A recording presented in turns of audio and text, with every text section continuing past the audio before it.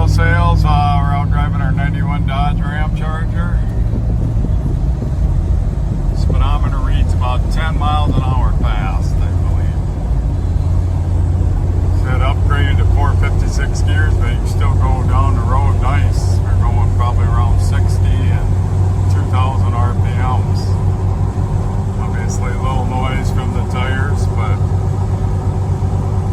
drives good for a lifted truck. A lot of these lifted, oversized vehicles are kind of big to keep on the road, but this thing, very nice. So had a good left foot on it and done correctly.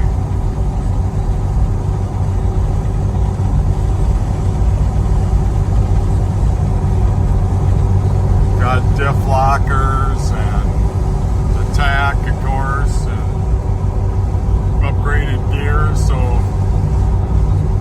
got some nice little extras.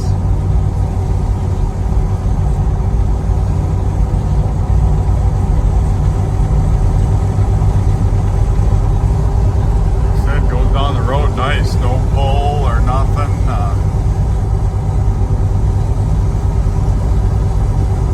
Doesn't wander. We'll go up to the corner here. I'll kind of show you how the brakes work, and then we'll go through the gears